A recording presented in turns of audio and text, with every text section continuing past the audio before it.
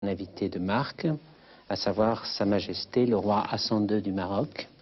Majesté, permettez-moi tout d'abord de vous remercier très profondément de la part du public français en général et de la part des personnes qui pratiquent la religion musulmane en France pour l'honneur et la bienveillance avec laquelle vous avez bien voulu participer à ces émissions.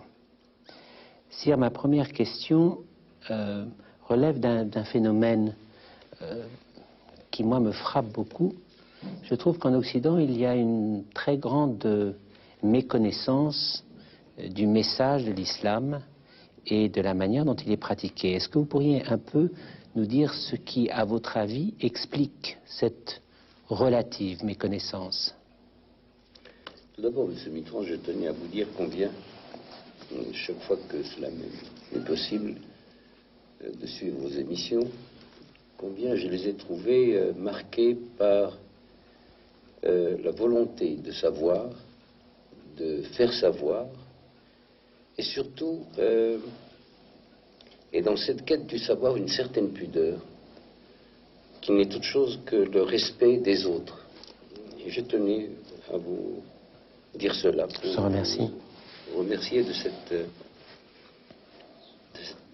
cet aspect parnassien, car une des qualités de l'islam, c'est la pudeur. Et bien, pour répondre à votre question, je pense que c'est la communication qui fait que l'ignorance s'est établie par rapport à ce qu'est l'islam, la civilisation musulmane, la culture musulmane. Il fut un temps où vos savants, dans le Moyen-Âge, allaient quêter le savoir en étudiant l'arabe, en étudiant la médecine arabe, les philosophes arabes. Les échanges s'étant inversés, c'est nous qui sommes allés à la quête de l'Occident. Et je suis sûr que s'il y avait une meilleure propagation de l'image de l'islam, de sa civilisation, de son message, nul doute que cela ferait découvrir des horizons nouveaux à beaucoup de personnes. Je n'en veux pour preuve que les arabisants, les islamologues connus, particulièrement en France, eh bien, ceux-là ont écrit des choses extraordinaires sur l'islam, sur sa langue, sur sa culture. Certains même, comme Massignon, sont revenus à leur foi à travers le soufisme musulman, quand il était notamment détenu en Syrie. Eh bien, je pense qu'actuellement, les moyens de divulgation sont tellement à la portée de tout un chacun qu'on pourrait peut-être susciter cet intérêt et cette curiosité du monde occidental à l'égard de ce qu'on appelle la culture musulmane et sa civilisation.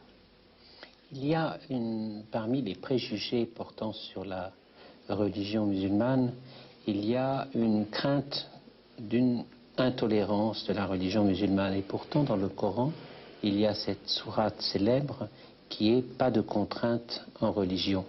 Comment doit-on se situer face à cette controverse? Encore une fois, c'est l'ignorance. Il n'y a pas que cette sourate dans le Coran. Il y a ce qu'il y a dans le Coran, particulièrement dans la sourate de la vache, à la fin de la sourate de la vache, dans laquelle Dieu dit, nous, dans une des prières de la fin, nous croyons en tous les prophètes de Dieu. Et nous ne faisons aucune différence, ni n'avons de préférence pour aucun d'entre eux. Parmi les préceptes du prophète, sur lui soit la bénédiction, lorsqu'un musulman se trouve dans un pays qui n'est pas musulman et qu'il recherche un lieu de prière, il lui est recommandé, et qu'il n'y a pas de mosquée, il lui est recommandé d'aller d'abord chercher s'il y a une église ou une synagogue, et s'il trouve l'une ou l'autre, d'y accomplir sa prière plutôt que de le faire dans la rue ou sur une place publique. Je pense que l'ignorance ne peut amener avec elle, dans son courant, que l'intolérance. Du reste, le mot générosité, qui s'employait au XVIIe siècle, avait vraiment ce sens-là. Quand on disait d'un homme qu'il est généreux, ça voulait dire qu'il donnait intellectuellement, mais qu'il acceptait aussi intellectuellement et sentimentalement. Je pense qu'il n'y a pas de dilemme. Il y a encore une fois une ignorance. Est-ce qu'il ne faut pas beaucoup se méfier d'un sens quelquefois dévoyé des mots, qui est un parallèle de l'ignorance? Par exemple, nous entendons souvent dans la presse en Occident utiliser le terme « les fondamentalistes » et pour désigner en fait des mouvements qui, à mon sens, dévoient le message de l'islam. Est-ce que je me trompe? Comment peut-on utiliser ce terme fondamentaliste que l'on entend si souvent? Eh bien, la langue française a cette chance, c'est qu'elle a deux mots pour parler de ce phénomène. Vous avez le mot fondamentaliste et intégriste. Nous, au Maroc, nous sommes fondamentalistes. C'est-à-dire que nous sommes restés à l'état le plus près des fondements de la religion musulmane. Mais nous ne sommes pas des intégristes. Par contre, en anglais, il n'y a que le mot fondamentaliste. Il n'y a pas le mot intégriste et fondamentaliste. Les intégrismes, il y en a dans toutes les religions. Et chez nous, il y a un hadith du prophète qui dit: la religion est facile, n'en faites point quelque chose de difficile, car si vous veniez à la suivre à la lettre, elle vous vaincrait à la fin. Alors, pourquoi donc aller chercher un intégrisme, une sorte de masochisme à l'égard de soi-même, qui se transforme en sadisme et en intolérance à l'égard des autres? Non, le fondamentalisme, c'est-à-dire c'est s'attacher aux sources, s'attacher à la vraie philosophie de la religion. Et notre philosophie musulmane, c'est la tolérance, c'est la cohabitation, et c'est la compréhension de l'autre. Question d'un néophyte, Majesté. J'ai récemment voyagé beaucoup en Extrême-Orient. Oui. Et j'ai été très frappé de voir que dans des sociétés polythéistes, voire même qui adorent des dieux empruntés à la nature, on trouvait des personnalités d'une très grande élévation morale, des philosophies remarquables. Est-ce que la religion est par essence monothéiste, ou est-ce que l'on peut admettre que le besoin de Dieu, la recherche de Dieu, est en elle-même suffisamment intéressante pour que l'homme s'anoblisse dans cette recherche? Dans la religion musulmane, comme dans la religion chrétienne, comme dans la religion hébraïque, la recherche du perfectionnement vers la connaissance de Dieu n'est pas interdite, bien au contraire, elle est encouragée. Mais elle ne saurait être que pour mieux connaître l'être unique, le Dieu unique. Ce qui caractérise les trois religions révélées, c'est d'abord que sur le plan de la concaténation historique, elles descendent toutes de par leur prophète d'Abraham, et qu'elles sont pour le Dieu unique. Mais le Dieu unique n'est pas un Dieu inique. Il vous permet de le rechercher, en plus que dans les livres sacrés, d'aller à sa recherche dans l'univers, dans tout ce qu'il a créé. Et je pense qu'il n'y a pas de contradiction entre la recherche de Dieu dans les livres saints et la recherche de Dieu dans l'univers. Bien au contraire, on adore Dieu, on contemple Dieu dans ce qu'il a créé.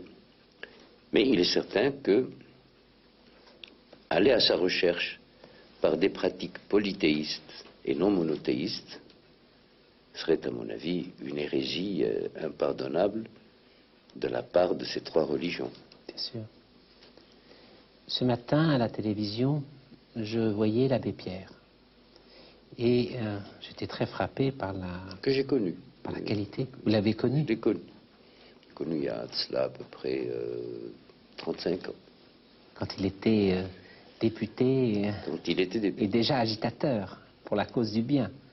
C'est un problème. Il demeure vigoureux encore. Très Extraordinaire, vigoureux. extraordinaire. Est-ce qu'un homme comme ça, intéresse le pratiquant que vous êtes, sire? Ah, mais naturellement, non seulement il m'intéresse, mais je le suis.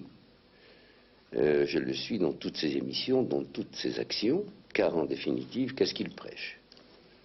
Il prêche la vigilance. Il ne faut pas s'endormir. Il prêche le fait d'être présent avant que l'événement ne survienne.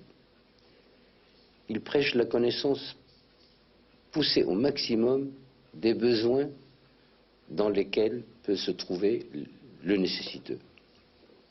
Il prêche le combat constant pour l'amélioration de la condition humaine. Tout cela, ce sont des principes traditionnellement, historiquement, les principes de nos trois religions. Il le fait à sa façon, le style étant l'homme, toujours aussi vigoureux, la répartie toujours aussi rapide, le mot exact qui fuse quand il le faut.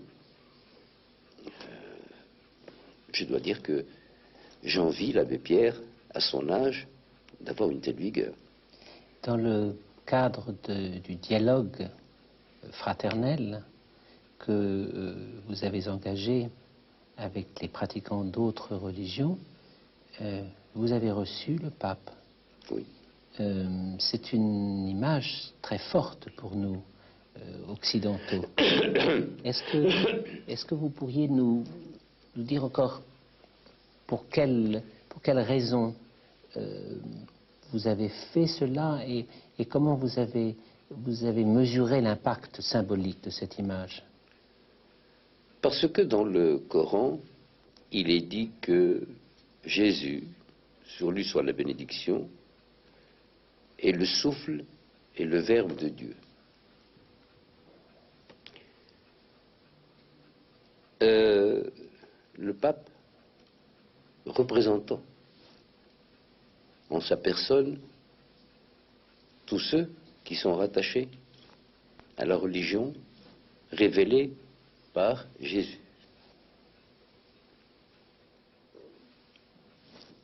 Le descendant du prophète, commandeur des croyants, le croyant que je suis en tant qu'individu, ne pouvait que retourner aux sources en rencontrant un autre chef spirituel.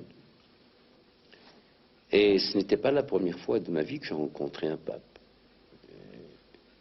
Ça a été avec Pie XII, le premier que j'ai vu. Puis ensuite, j'ai rencontré le Saint-Père 2 fois. Une fois à Rome, au nom du comité de l'Quds de Jérusalem, et une fois lorsqu'il nous a fait le grand privilège de venir en terre d'islam se mêler à ses frères en Dieu.